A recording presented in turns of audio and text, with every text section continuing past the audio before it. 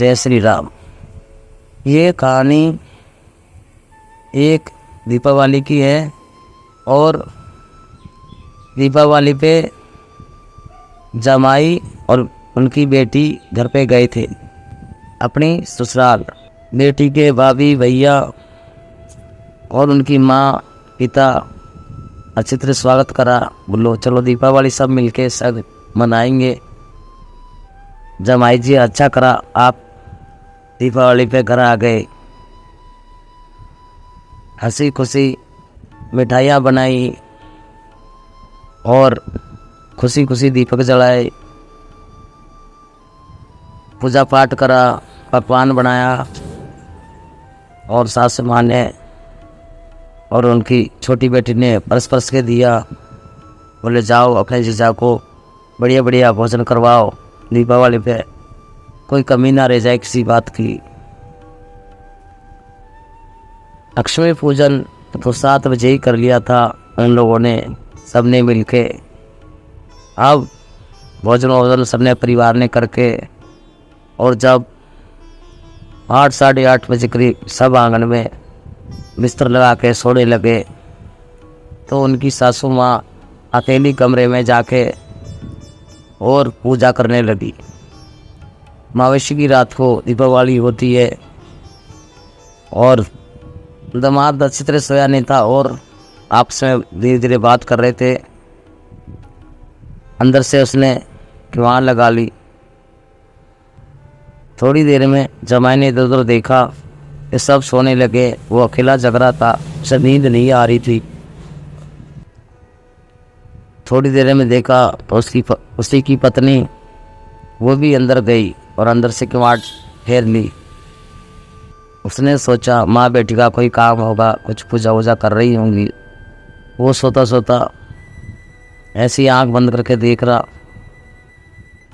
दोनों माँ बेटी अंदर पूजा कर रही और कांसी की थाली रख के उसमें अलग से पूजा कर रही। पीपल के पत्ता वत्ता ला के उसने रुका नहीं गया, उठ के जाके देखा, दरवाज़ा खोला।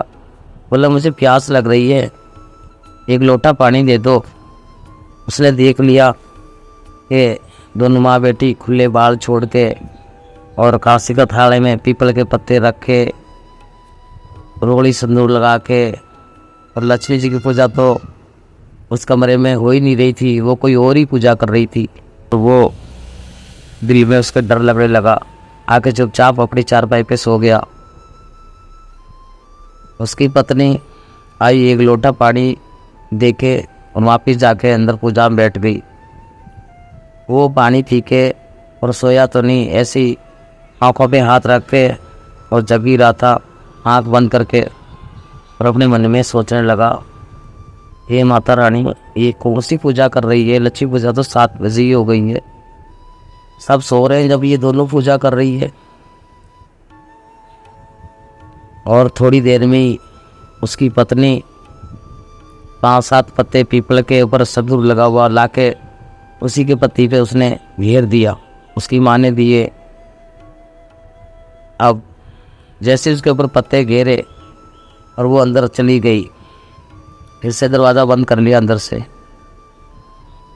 उसने फटाफट वो पत्ते उठाए और वहाँ पास में ही भैंस बैठी खट्टी खट्टी तगड़ी, उस पर डाल दिए और अपना लोटे में थोड़ा पानी बचा हुआ था, अपना पेट वेट धो लिया और माता रानी का नाम जपता रहा, ये माता रानी हमारी रक्षा करना, इनके कौन सी पूजा चल रही है।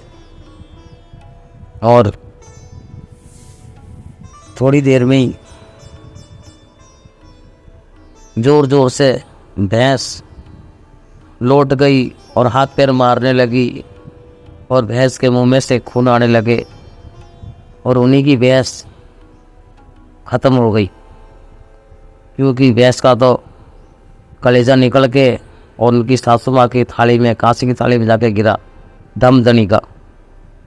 अब वो उठा, बोले दरवाज़ा बजाया, बोले जल्दी आओ तुम्हारी भैंस के क्या हो गया। और सबको आसपास में उनके जो भाई भैया सब सो रहे, सबको उठाए। बोले देखो तुम्हारी भैंस से क्या हो रहा हो। वो भी दोनों माँ बेटे चुपचाप पहले तो खुश हो गई कि इतना बड़ा दामाद का कलेजा था, और वो देखा तो भैंस फड़फड़ा के ख़त्म हो गई, तो घबरा गई और फटाफट पूजा को ऐसे ही छोड़ के आ गई और आके खड़ी हो गई। तो अब अंदर नहीं जा सकती क्योंकि अंदर इधर उधर लोग घूमने लग गए परिवार के। उन्हें बोला ऐसे कैसे हो गया? वो बोला भाई मैं तो सो रहा था, मेरे तो 5-7 पत्ते ला के डाले, ये पत्ते उठा के मैंने भैंस पे डाले और भैंस तुरंत गड़ी, हाथ पैर मारने लगी और मुंह में से खून आने लगे और ख़त्म हो गई। और यही जो हमारी पत्नी है इनने ला के हम पे डाला। सबने देखा अंदर जाके तो वाइट कपड़े के नीचे थाली कांसी की और भैंस का कलेजा थाली के अंदर। और सबने बोला तुम ये कौन सी पूजा कर रही थी मवेशी की रात को? अब वो नहीं बता रही कुछ भी कि हमारे कोई देवता है उनकी पूजा कर रहे थे, पर हमें नहीं पता कि ये कहाँ से आया और कैसे आया। और मना करने लगी दोनों कि हमें नहीं पता, ये तो हम पूजा किसी देवता ही कर रही है, हमारे पर उल्टा हो गया। फिर भी उनके दामाद को बोले मैं तो इसको आज से ही तलाक देता हूँ, मैं इसे नहीं ले जाऊँगा। मेरे को ही मारने का जुगाड़ में थी, मेरे ऊपर डाला था।